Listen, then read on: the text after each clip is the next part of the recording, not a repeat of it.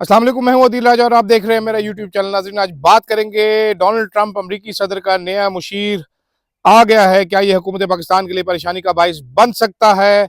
साथ ही साथ बात करेंगे, एक वकील साहब हैं जो मिलिट्री ट्रायल में एक बच्चे की जानिब से पेश हो रहे थे, उन्होंने क्या क्या फजाइल बयान किए हैं मिलिट्री ट्रायल के कि दिल चाहता है कि जाके अपना भी मतलब मिलिट्री ट्रायल ही करवा ले। खास तौर पर जो सूजी वाले बिस्किट हैं सुजाने के बाद खिलाए जाते हैं, उसका तो मजा ही कुछ हो रहा है। इसके अलावा बात करेंगे, टाउट साहब गंडापुर हुकूमत की को हुकूमत गिराने की धमकियां दे रहे हैं। 2/3 मेजोरिटी से आने वाली हुकूमत एक ऐसे सूबे की आवाम को डिसफ्रेंचाइज करने की बात की जा रही है जहां पर पहले ही एहसास महरूमी और इम्तियाजी सलूक की आवाज़ उठाई जा रही है, बहुत बढ़ती जा रही है ये आवाज़। क्या ऐसा मुमकिन है, इस पर भी बात करेंगे। सबसे पहले नाजरीन, डोनाल्ड ट्रंप साहब ने एक अहम तैनाती की है। उन्होंने एक साबिक इंटेलिजेंस चीफ रिचर्ड ग्रनेल को अपना नुमाइंदा खसूसी या खसूसी मंदूब नामजद किया है। ये पूरी दुनिया में अमेरिका के स्पेशल मिशंस की निगरानी करेंगे। ये रिचर्ड ग्रनेल साहब जो है पाकिस्तानी, इनको इस वजह से जानते हैं कि उन्होंने 26 नवंबर 2024 को एक ट्वीट किया था, watch Pakistan, the Trump like leader is in prison on phony charges and the people have been inspired by the US red wave. Capitol Hill हमले की ये बात करें। साथ उन्होंने लिखा था, stop the political prosecutions around the world. 26 को ही उन्होंने ब्लूमबर्ग की एक रिपोर्ट के ऊपर लिखा था, रिलीज इमरान खान। तो क्या हुकूमत के घबराने का वक्त हुआ? चाहता है क्या 2 साल से जो बर्बरियत, जो जुल्म और सितम, जो लाइसेंस टू किल गवर्नमेंट को मिला हुआ है, उस पर कोई इम्पैक्ट पड़ेगा? मेरी कुछ लोगों से बात हुई, अमेरिका में इंपॉर्टेंट लोगों से बात हुई जो पाकिस्तानी है वहां पर, जिन्होंने बड़ा रोल प्ले किया है ट्रंप के इलेक्शंस में। उनके मुताबिक इससे ठीक ठाक फर्क पड़ेगा। This actually will have an impact और पाकिस्तान को इससे काफ़ी फ़ायदा होगा।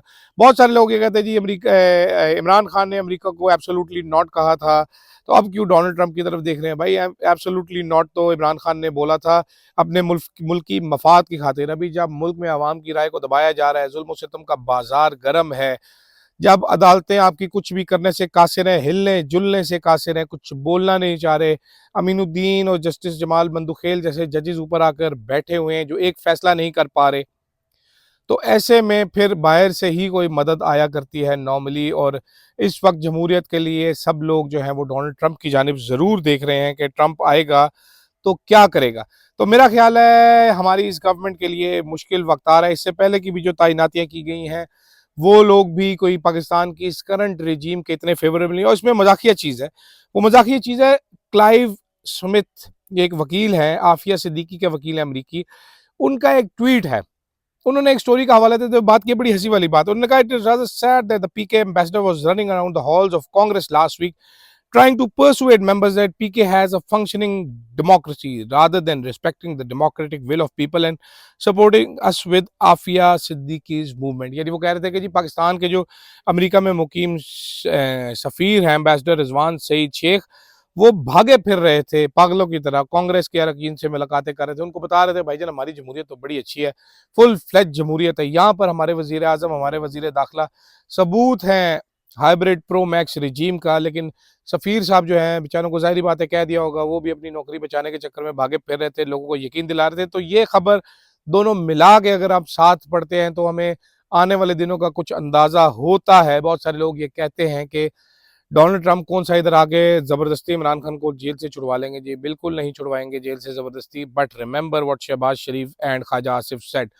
Beggars can not be choosers. हमें अमेरिका के वेंटिलेटर लगे हुए हैं। मेरा ख्याल है ट्रंप को आने की ज़रूरत नहीं पड़ेगी, एक ट्वीट ही काफ़ी होगा। और मुशाहिद हुसैन सैयद साहब गुज़िश्ता 1.5 साल से चीख चीख कर कह रहे हैं कि कोई अकल कर लो चौधरीओ, थानेदारों कोई अकल करो, ट्रंप आ जाएगा तो बिस्ती करा के ज़रूर छड़ोगे, पहले ही बेहतर बंदोबस्त कर लो। अभी तरीके इंसाफ मुज़ाकरात के लिए मानी भी है, they are bruised, they are battered, they are beaten down.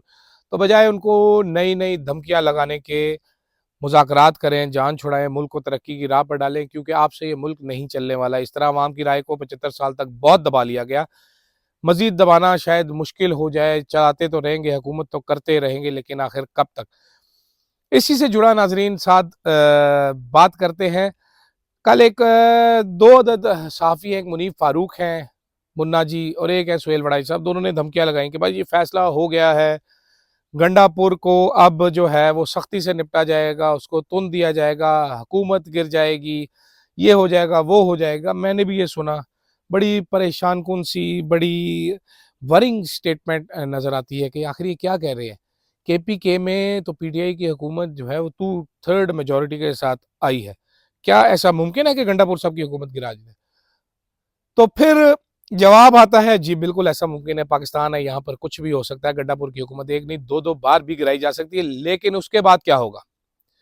मेरा नहीं ख्याल कि फैसला साजों ने भी इसके बारे में सोचा है और मेरा नहीं ख्याल कि मुनीर फारूक साहब जो कि इस तरह के काम कर रहे हैं, शेख रशीद साहब का हफ्ते बेजा में इंटरव्यू भी उन्होंने किया था, हर किस्म की सर्विसेज आजकल वो प्रोवाइड कर रहे हैं, या सुहेल वड़ाइच साहब जो कि राइट हैंड मैन है, किंग मेकर हैं मोहसिन नकवी के, उनके खाते में हर जगह पे घूम फिर रहे होते हैं, अपने रिश्तेदार एडजस्ट करवा रहे हैं, उनको भी इस चीज़ का मालूम है कि उसके बाद क्या होगा। एक सूबे की आवाम जो इससे पहले इतनी डिसइनफ्रेंचाइज हो चुकी है, हु आर नॉट हैप्पी, जहाँ पर मुजाहरे हो रहे हैं, वॉट ऑर्डिनरी। आज खबरें आ रही थी, शवाल टाइगर्स की एक पोस्ट थी, वहां पर तालिबान ने कब्जा किया हुआ था, शायद वो छोड़ चुकी थी आर्मी, फॉरवर्ड पोस्ट खाली कर दी हो किसी टाइम पे, तो वहां पर वो आके फोटो सेशन अपना करवा रहे थे।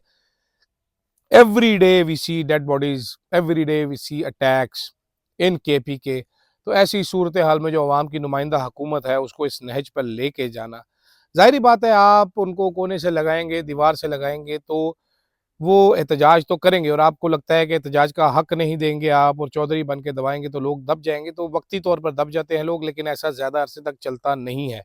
अफकार अलवी जैसे एफिडेविट आप गंडापुर से भी लिखवा लें, ज़्यादा अरसा ये गुजारा होने वाला नहीं है।